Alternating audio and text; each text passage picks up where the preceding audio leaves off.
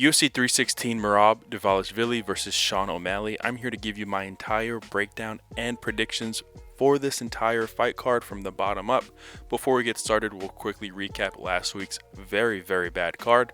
And also, I just wanted to thank everyone who has just allowed me to do this. We're at 500 subs here now. If you know me here, you probably know me because of TikTok, where I have or had a 15,000 TikTok account just doing MMA and other breakdowns for other sports.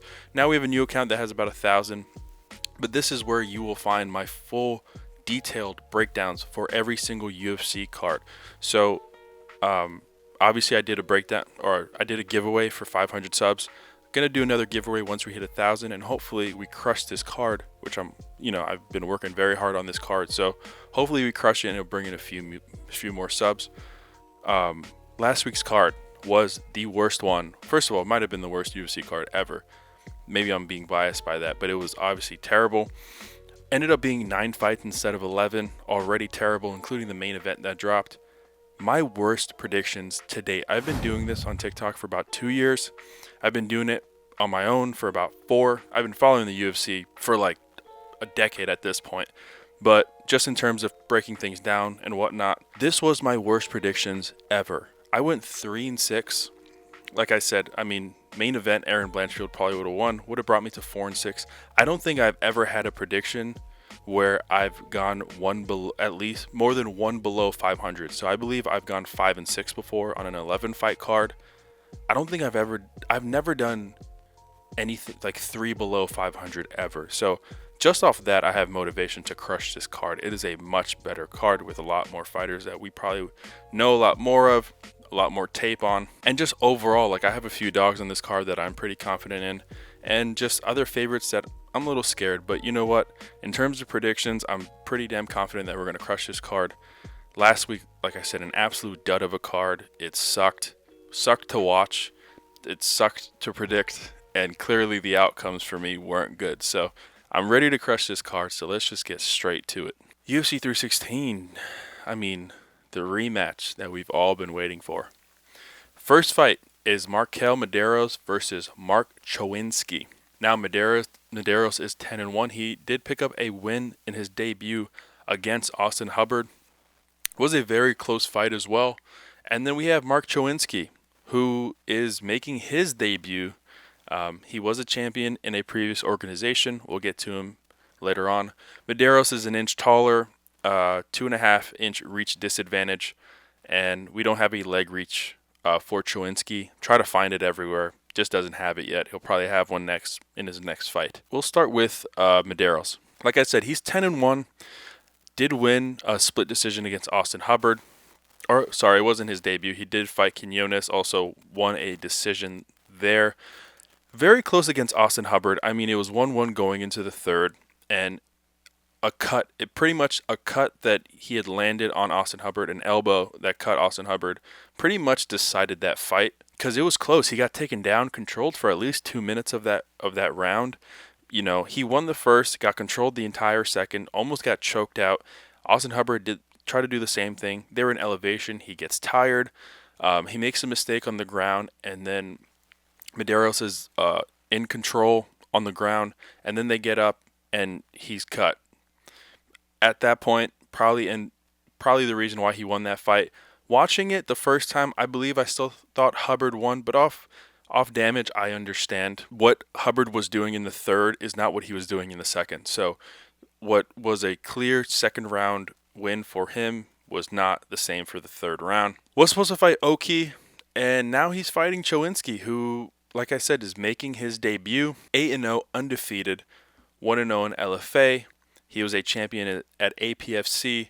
That fight against John Ramirez, Ramirez just came in just swinging. That was his game plan all along.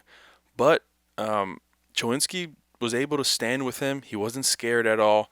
He just waited. He was patient until he was able to get Ramirez to the ground. And look, also, John Ramirez was 8-6 coming into this fight, or 8-7 actually coming into this fight. Wasn't a great opponent at all. Got him to the ground, got on his back, choked him out. Didn't take too long. Took 3 minutes the entire fight. He looked really good.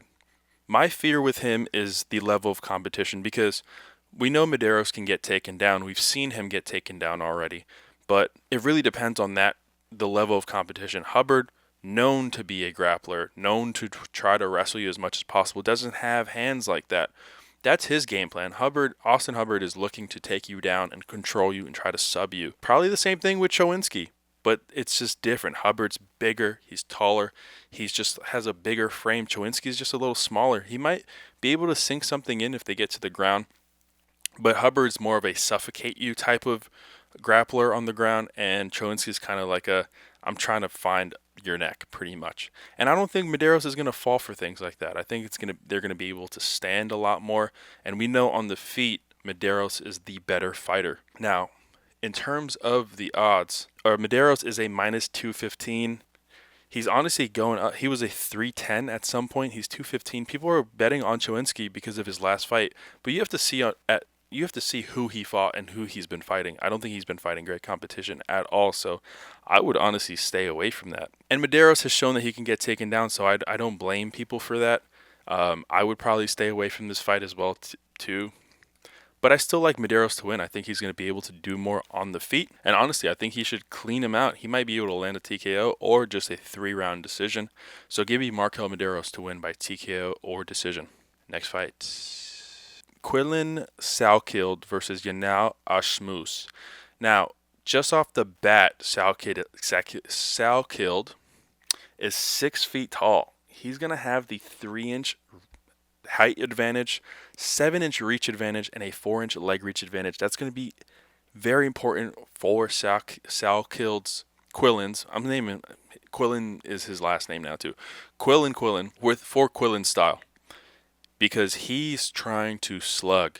He's an absolute murderer standing. And Ashmus honestly isn't a scrub either. He's 8-1. You know, he's had some bad luck with Chris Duncan because he broke his arm.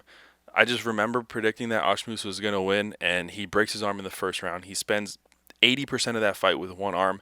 So Chris Duncan does whatever he wants to him, but doesn't finish him. So he's really, really tough. But we'll start with Quillen. Quillen's 8-1, has only one fight in the UFC, that Contender Series fight. I rewatched it. He did very well. Clear 2-1 for him, but you know, he showed some holes in his game against Gage Young. Gage Young, very formidable opponent, came into the UFC even with a loss in Contender Series. Then fights Jubilee. I mean, that fight in itself probably stopped really short, but he just landed. That right cross was dirty. I mean, it was just too easy, too clean. That height advantage, the reach advantage. He's going to have all of that against someone like Ashmus. Now, like I said, Ashmus is 8-1. His last fight, he did beat Trevor Peek by decision, where he landed 9 takedowns. He landed 9 takedowns and had 8 minutes of control. So he can control people like, I mean, you're going to want to do that against Trevor Peek, who's a madman. I wouldn't even say, because he's not technical. I wouldn't say he's crazy on the feet. He's just, no. He is crazy on the feet. He's just not technical. Let's just put it like that. Trevor Peek is a nut on the feet.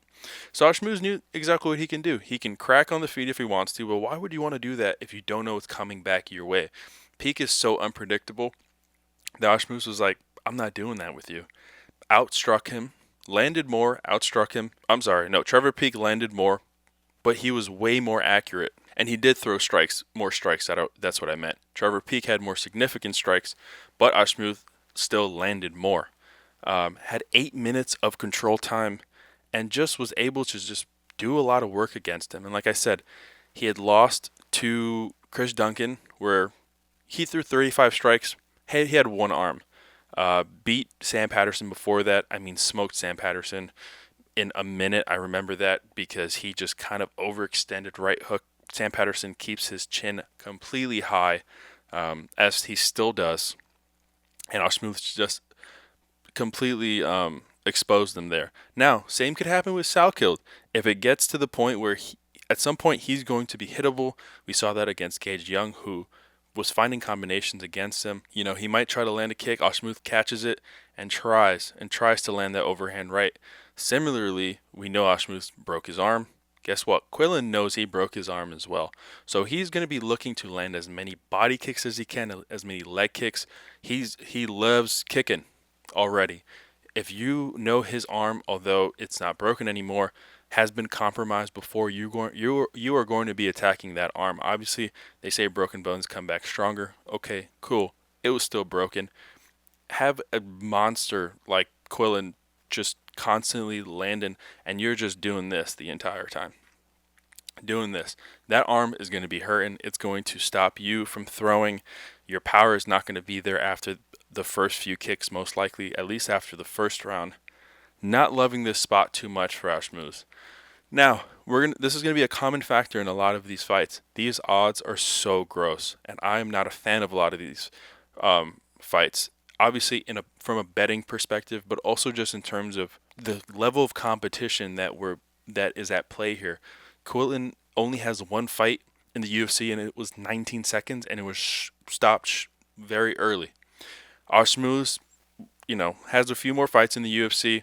Plus 400 for Ashmuz is disgusting. Plus 220, I understand. People have been absolutely hammering Salkild. He was minus 295. He's minus 620 now. I wouldn't touch 620 with anything. It sounds crazy, especially in a fight that could end up going 3. Ashmuz is super tough. Like I said, he fought with one arm and didn't die. While Salkild obviously, he's tough. He's good, but he's still young. He could lose this fight, and then what? You're stuck with a minus 620. That's your loser. I'm good. I still think he wins, but it's going to be a very tough fight. He can put him out, but don't count on it just because he's a minus 620 favorite. But give me Quillen Salkild to win by TKO or decision. Next fight, Serghei versus Joo-sang Yo. Now, Serghei is an inch taller. There's not any reach for Joo-sang Yo here or leg reach, but he's going to look pretty damn big in there too. He's a lot leaner than Serghei, but he looked very long as well. We'll get to him right now because he's undefeated. Joo-sang Yu, 8-0. Last fight was a TKO win in 1 minute again in ZFN, where it was close. I mean, he opened up with a nice little spin kick, just kind of stalking his opponent. He's there. He stood in the pocket as well. I mean, there to get hit too. He's a slugger, but has gone to a lot of decisions as well. Obviously, you have to see who he's faced. He fought someone who was 25-26, 2-6. Kind of nasty if we're being honest. That's usually what happens. But aside from that, wobbles his opponent, Kawana, and then just straight right. I mean, he just smoked him. Probably likely happens here as well, but we'll get to that. Serghei, 14-4. He's 1-2 in the UFC. Lost to Jubilee. Terrible loss. Beat Lucas Alexander, TKO. Loses to Weston Wilson. Massive underdog against Weston Wilson. Weston Wilson just manhandles him because a lot of these dudes from like Southeast Asia, they don't grab. They're mostly Muay Thai when they're coming up, so a lot of them don't have a lot of wrestling background. Weston Wilson just took him down and smoked him. But obviously, a lot of these fights, stat padding, 6-4, 5-3, 9-2 is not bad. Some of these aren't as bad as I thought they'd be, to be honest. He lost his first fight by Kimura. A lot of these are like just TKOs, quick TKOs, one decision here and there. A lot of his UFC fights have been 1 round. It's going to be weird. It's going to be a weird fight because it could be boring if none of them really throw anything too hard early. Or they might slug too much in the first round, no one gets finished, and now they're just both lazy. Aside from that, I don't really want to get into this fight too much because Yu is a minus 650. It's his debut. Why is he a minus 650? I get it. He has a lot of finishing upside, but Serghei does too. And if anything, this is his wheelhouse. One punch could hit you or Yo, and he's gone. Why this fight should be a minus? Yo should be a minus 220 in my opinion. Serghei, fuck it, put him plus 190 or something. Plus 420, Plus 420 is the value here. I just don't like him as a fighter. He's pretty sloppy. But listen, one punch knockout against a opponent that is there to get hit could happen. Just not going to do it for the predictions. So give me Joo-sang Yu to win by knockout or TKO. Next fight, Ariane de Silva. I still think of her as Lipsky, and then she got married. My chest. And Wang Cong. Now, both same height. Ariane Ariane de Silva has a 1.5 inch reach advantage and a 2 inch leg reach advantage. Very big for her. She's going to be trying to kick as much as possible. Wang is going to be looking to counter those kicks as much as possible too. Just right cross, tries to catch one of those legs immediately. She has the power to do that as well. And Ariane Lipski, I mean, she's just the worst. There's only one fighter that is worse to predict and also bet on aside from her, and she's number 2, and the first one is somewhere else on this fight card, so we'll get to that person later. But she's the second worst because you don't know what you're going to get out of her. I mean, it's just so frustrating because she's so skilled and then she's in there and mentally she's gone. It's like if she wakes up on the wrong side of the bed, like look at all these losses. Obviously, she's not looking to get sub much. She's on a 2-fight skid. Karine Silva is very good. And Jasmine, I mean, Jazz Davicius is on an absolute tear. What is she on, like a 8-fight win streak? A 5-fight win streak. Questionable loss to Cortez. Could be on an 8-fight win streak. Beat Miranda Maverick, Cachoeira, Fatima Klein, Lipski, Mayra Bueno Silva, and just Andrade just a few weeks ago. On an absolute tear. Not bad losses at all. Outclassed Casey O'Neill, beat Gatto Aldridge. She won 3 in a row. Like in 2023 was the best year of her life. She probably got married then or something too, but best year of her life. And then she's dropped both in 2024, looking to make a comeback here against Cong Wang. 2-1 in the UFC. I mean, looked like a monster. I mean, her debut fight, just the craziest, the easiest fight ever. Then loses to Fernandez. She gets choked out. I mean, she was doing what she had to do in the first round. Just gets choked out. It is what it is. She learned from her mistakes. Beat Bruno Brazil by decision.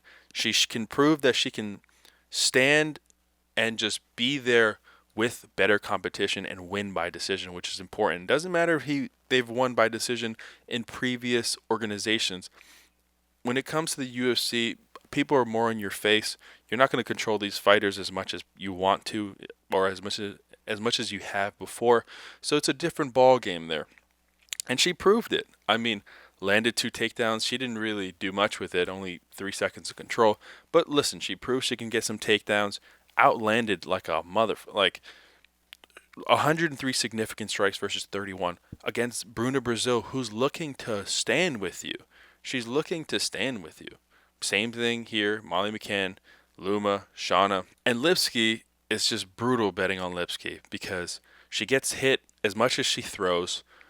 Her takedown, she lands half a takedown per fight, so she might land 1 in this fight and she'll land 0 in the next. Now, Wang is smart. Wang is going to be trying to pressure her as much as possible. Just clinch her up on the cage. She might not want to go down with her, obviously, because Lipski is very more sound on the ground than her, but she can hold her own. She's going to be looking to make this a little boring. That's fine, but she's going to be looking to piece up Lipski. I just see Lipski being a little more sloppier on the feet. I think Wang is just going to outclass her, honestly. And I think, and she's tough to finish. I mean, Lipski has 4 TKOs, but it's not like she's getting knocked out cold. Last one was Cachoeira 2022, and then 2 ground and pounds. It's not like she's getting knocked out cold. It really takes a lot to finish her. If you put her in a bad position, potentially. Can Wang do that? Absolutely, but I don't think she's going to want to take it to the ground unless she knows Lipski's hurt. So I like Wang here. Now, Wang, another one, minus 590. Wouldn't touch that. 350, not bad. 590, get out of here. I'm not doing that. But I still like Wang to win. So give me Wang to win by decision. Next fight, Khaos Williams versus Andreas Gustafsson. Now, Gustafsson is an inch taller. Khaos Williams has the 3.5-inch reach advantage, and Gustafsson actually has the 1-inch leg reach advantage. Very weird people here. Usually one has the dominant of everything. Now, we'll start with Gustafsson because Gustafsson was supposed to fight last week, ended up not fighting because Trevin Giles hit his head cutting weight or something, got a concussion. The craziest thing I've ever heard in my life. Now, Gustafsson is 11-2, both losses by decision. Very important, I would say. 1 by majority, 1 by split. And, his debut, Contender Series, was a nasty one. He's brutal. Listen, you watch his other fights, and here's the thing. I backed him against Trevin Giles because I think he's a monster. I think he could have suffocated Giles. We've seen Giles get hurt before. He's durable, but he can get hurt against monsters, like we saw with DDP. I'm not saying Gustafsson is in that level, but if you're in his face, he'll get cracked. But if you watch him and his previous fights, he has no technical ability. I mean, he's there to get hit. He's kind of a madman like Trevor Peek, but he's there to get hit. And if there's something you don't want to be against Khaos Williams, is to be hittable. Because even on his back foot, he is dangerous. He has like knuckles like Sonic. He's kind of like, I don't know, his hands are crazy. He can stand with you. He can make it a little boring. He's not the best of the best. He's kind of mid. Khaos Williams is there to collect the paycheck and try to finish guys. Gustafsson is that perfect opponent for him. Now, Khaos is 15-4. He's never been knocked out. 1 sub loss, 3 decision losses. That 1 sub loss was his last one against Bonfim, where he got choked out, lights out. I mean, his eyes open, lights out. 1-2 fights prior to that. He's been very on and off. But listen, look at the fights he's losing to. Michel Pereira, Randy Brown, Bonfim. Not bad losses. Gustafsson is in the Carlson Harris, Rolando Bedoya, Samuelsberger type of rank here, okay? He's not anything above that. I think he's hittable. I think that just Williams can make some easy work out of him. As long as he survives that first minute and a half, 2 minutes, I think that, he's going to land something dirty.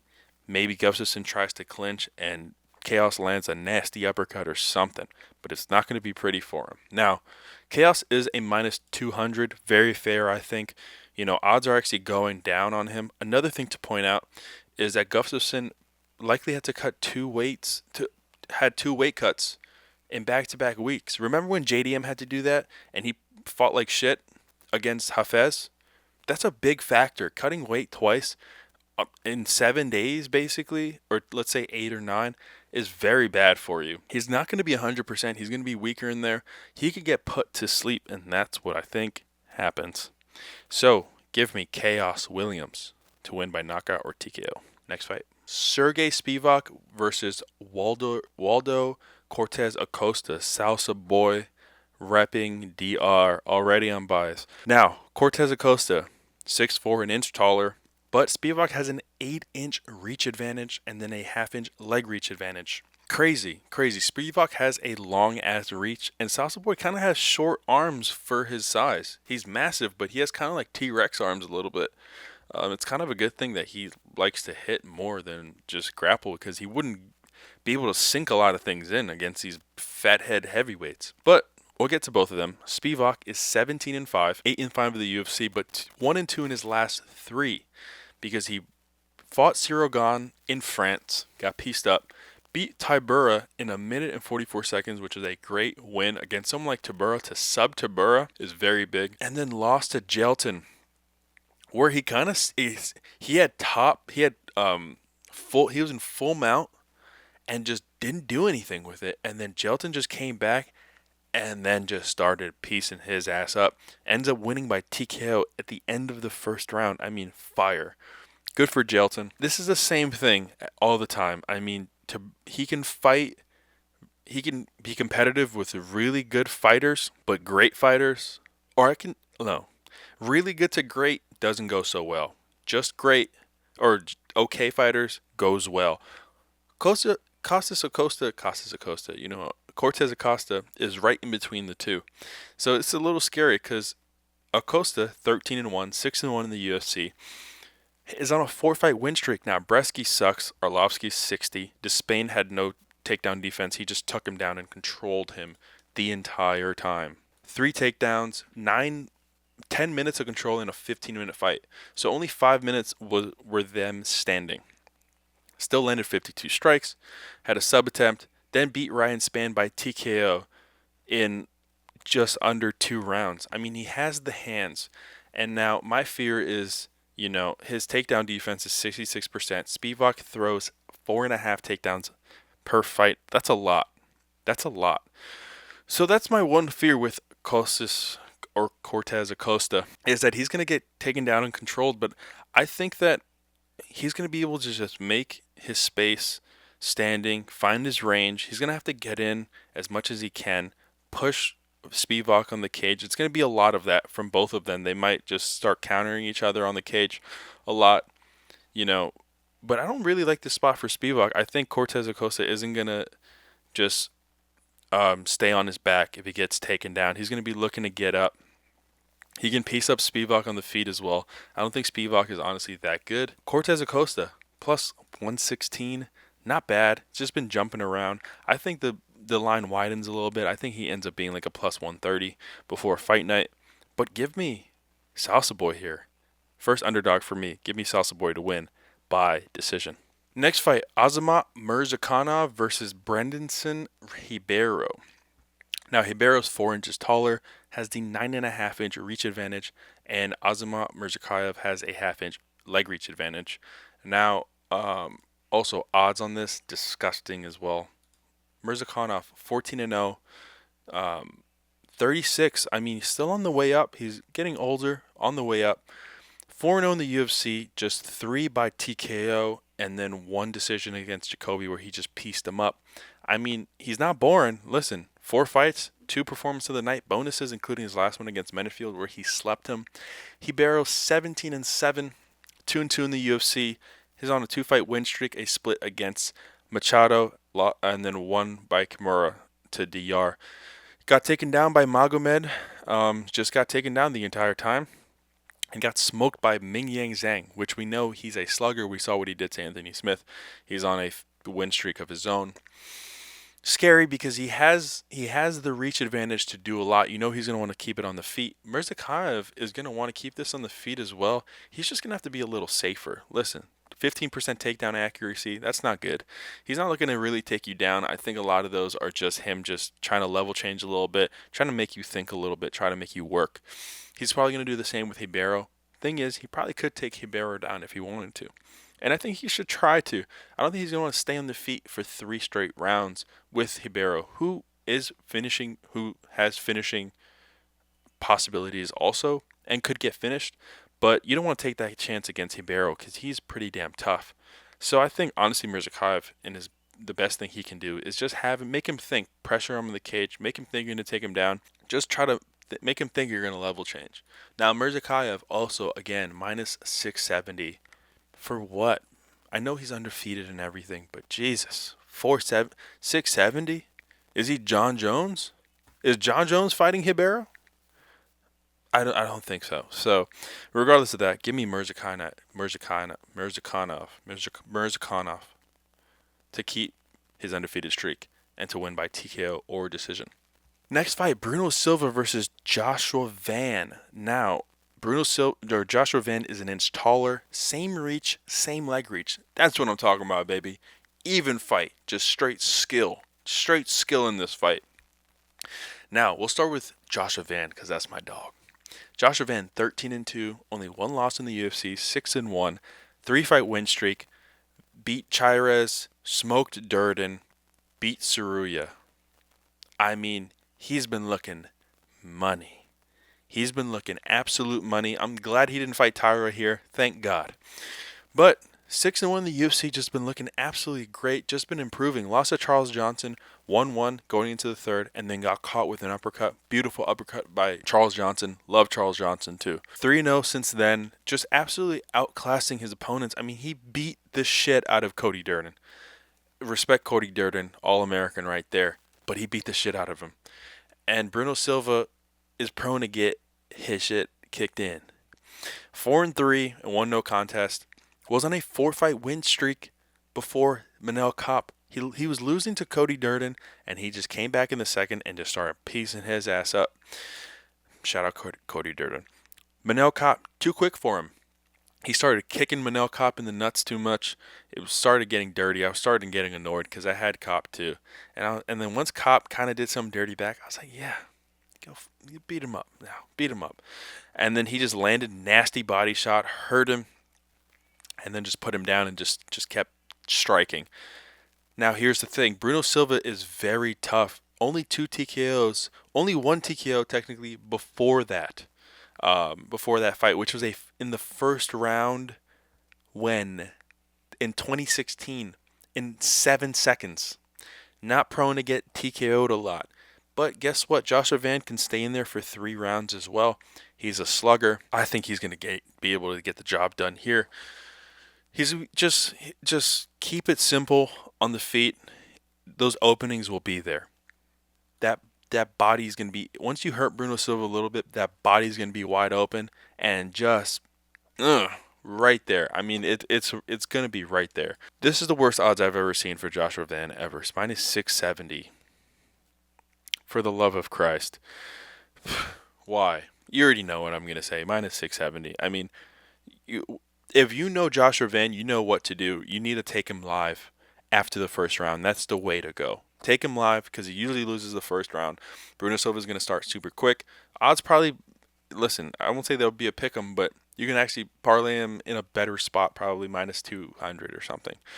Unless he kills him in the first round, which I'll be very happy too. But give me Joshua Van to win by knockout or TKO. Next fight, Vicente Luque versus Kevin Holland. You remember when I said there was one other fighter that is worse to predict and bet on than Ariane da Silva? Well, you got it here. Kevin Holland, because goddamn, is he the worst fighter to ever try to predict a fight on? I mean, he literally, it doesn't make sense with him. It doesn't make sense. I'm tired of backing Kevin Holland, and we backed him against Gunnar Nelson in his last fight. Rightfully so, because he beat him up. But it doesn't mean you have to take him every single time, even if you like him. Even if you think that he's in a favorable matchup. Because you just don't know with him. It's just so unpredictable, it pisses me off. Now, Vicente Luque is going to be shorter here. Kevin Holland's 4 inches taller, 5.5 inch reach advantage, 2 inch leg reach advantage. All that sounds great. But with Kevin Holland, does it really matter? He's not really throwing that many kicks. He's looking to jab, stick and move. You know, is he going to get to the ground? Is he going to be able to do what he wants? Maybe, maybe not. Who fucking knows with him? It pisses me off. Honestly, it gets me mad. Vicente Luque, we know him. I mean, he's a dog. 16-6 in the UFC, 9 of his fights have gone to decision. Has lost 66% of them. Not good. Won his last fight against Garimbo in a minute, so he hasn't taken a lot of damage since Joaquin Buckley in 2024. It's been about a year and a few months, which is very nice, which is great because we saw what the damage he took from Jeff Neal. Put him out for a year because his brain was bleeding. Beat Dos Anjos, very nice decision, 5 rounds, took him down, just controlled him. Lost to Buckley, ground and pound, wasn't too nasty. He was just in a bad spot, bad position, where we had Buckley as well. And then just smokes Themba. Now, Kevin Holland, 14-10 in the UFC, won his last fight, 2-2 in his last 4, 2-4 in his last 6, 4-4 in his last 8, and 4-6 in his last 10. I mean, he does everything in... Oh, he does not do everything in twos. I was going to say, oh shit, we're fucked then, because then he would have actually done something here. But so inconsistent. I mean, Delice, rib injury, was going to lose, was getting controlled in that fight. We had Kevin Holland in that fight. Randy Ritter, we had Kevin Holland, gets choked out. We have Kevin Holland against Gunnar Nelson, turns out well. Just through and through. We also had MVP here, right here, which was nice. And we had him here. So you know what I'm saying? Like, every time, he's just so annoying to bet on and to, like, predict anything with him. But I'm going to go with Vicente Luque here. Plus 220, plus 210. I think that he's going to be able to do enough on the feet. I think if it gets to the ground, he's at the advantage. I know he's getting older and whatever, but he's not 40. He's not 40. Dude's like 35, 33. He's still young. He has a lot of damage, wear and tear. So does Kevin Holland. If Kevin Holland keeps to standing, he definitely wins. But does he have the IQ does he have the capabilities to do that? I don't know. And I'm not going to risk that. Give me Luque here to win by sub or decision. But it is a red flag fight for me. It is a red flag fight. Oh yeah, that's a banger. Next, we have Mario Bautista versus Patchy Mix.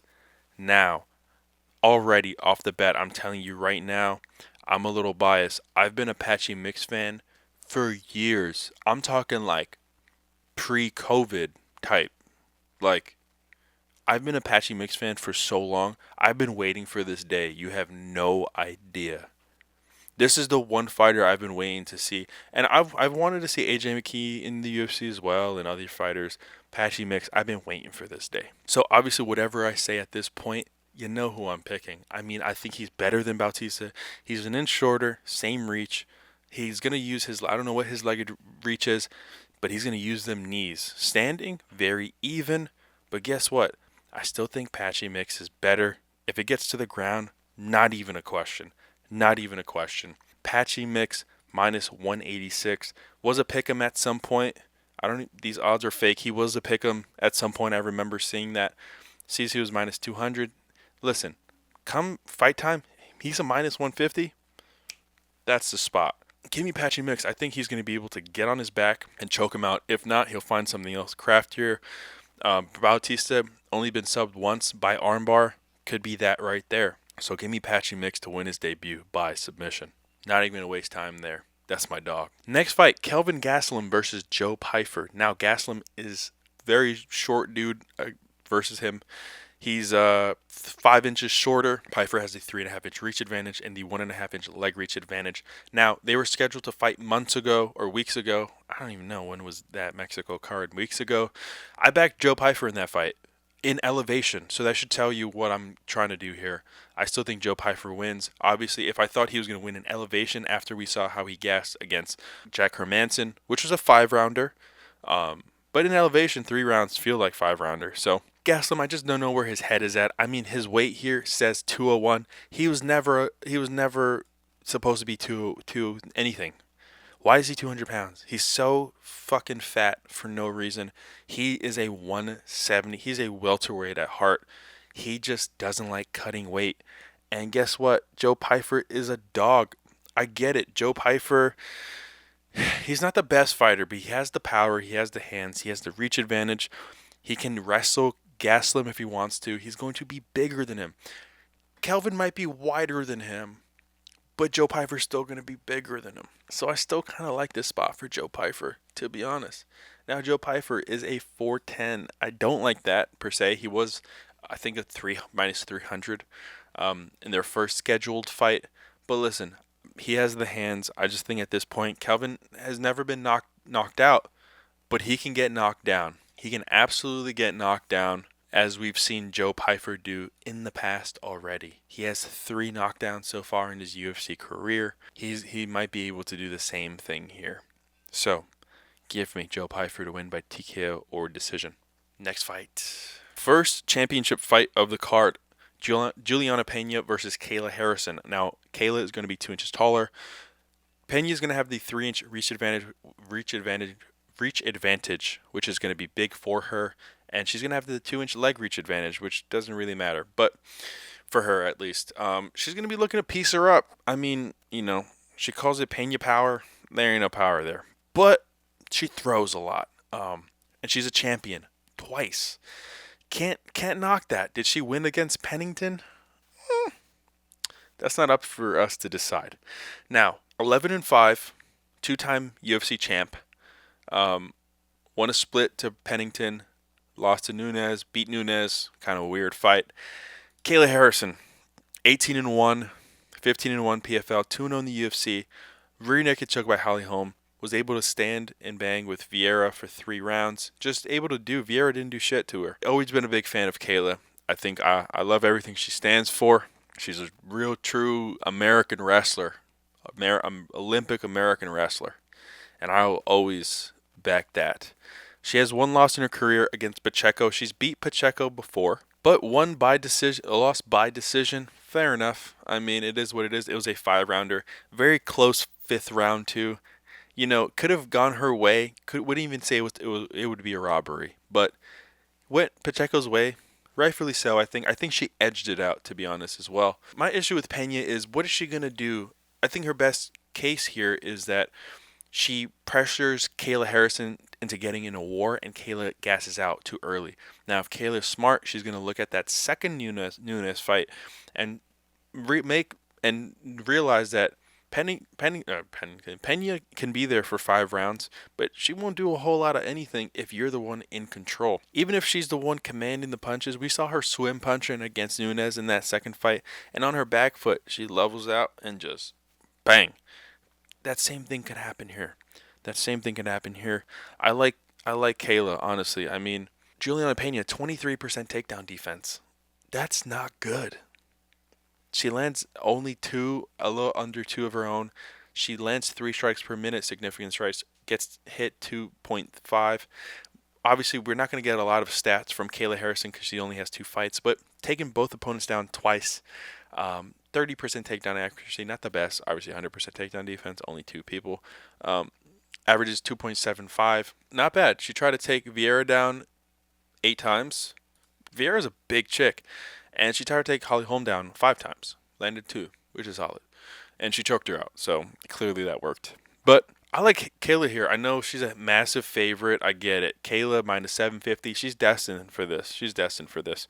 I think Peña by decision might be a nice little prop, but I don't think it's the way to go in terms of a prediction. I think Kayla is the bigger, stronger, more athletic, better opponent. She can land a mean ground and pound. We saw what she can do with those elbows when she was allowed to use them again. This belt was made for her if it wasn't for Amanda Nunes, and that's the fight that we all want to see. We don't want to see Nunes versus Peña again after that second fight. No one wants to see that. If only Julianna Peña can fight the way she talks, because goddamn, she'd be the GOAT. She'd be the GOAT. Give me Kayla Harrison to win by submission or decision. I get it. If it gets to decision, it might get a little scary.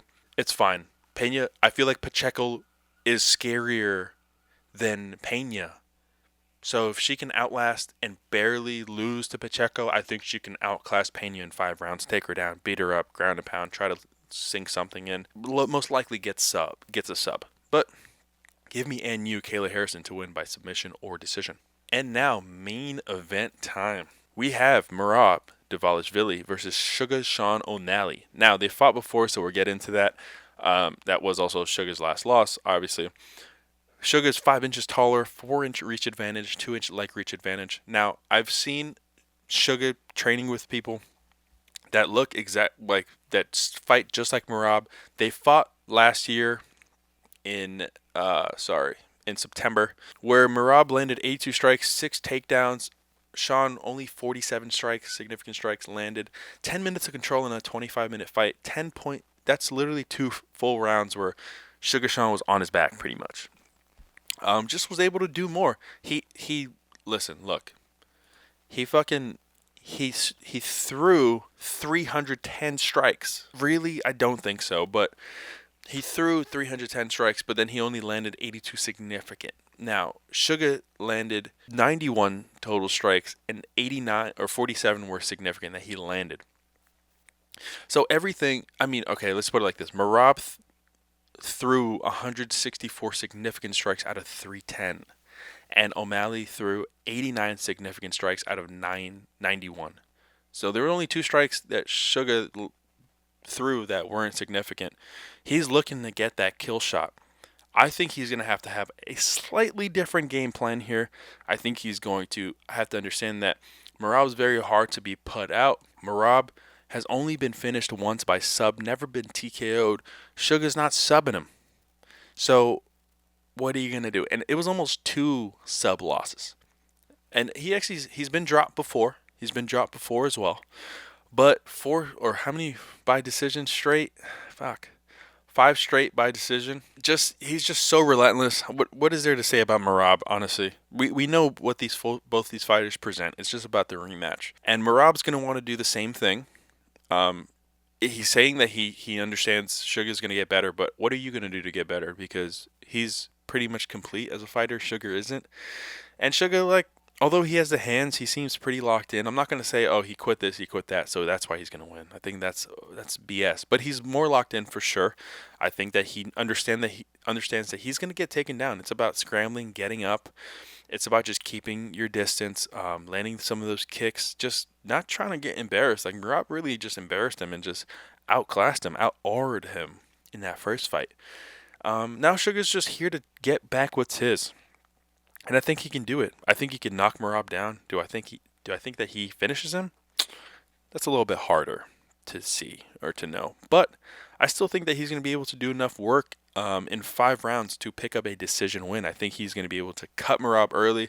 That's going to bother him. We're going to see a lot of this by Merab. Might be something up here. It's going to be bothering him, annoying him. And I think that's when Sean just starts picking up the pace. He's going to know. He's going to be looking for those teep kicks, those body kicks, those leg kicks. Just making him work.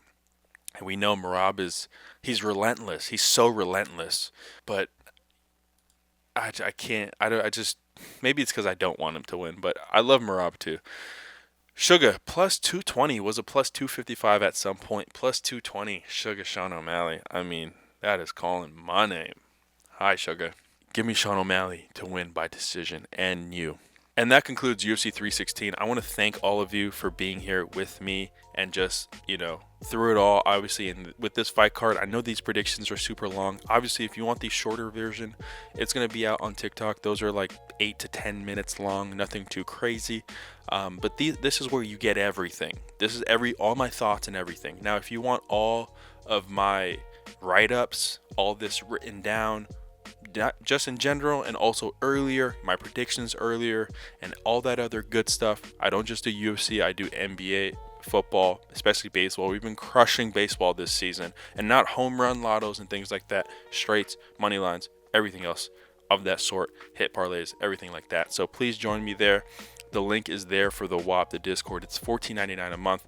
It is the best price on the market. People are charging you like $70 a month, $50 a month, $70 a month, aren't profitable in any sport, and they just don't care. They don't give a fuck about their community or anything like that. I've been doing that. I've been on Discord for well over a year, almost a year and a half at this point. So clearly doing something right. Join the community, get all this early, and obviously that's where you'll find everything else that you'd want from this. So I appreciate you all. I love you all. I'll see you guys next week for next week's fight card. Let's keep cashing.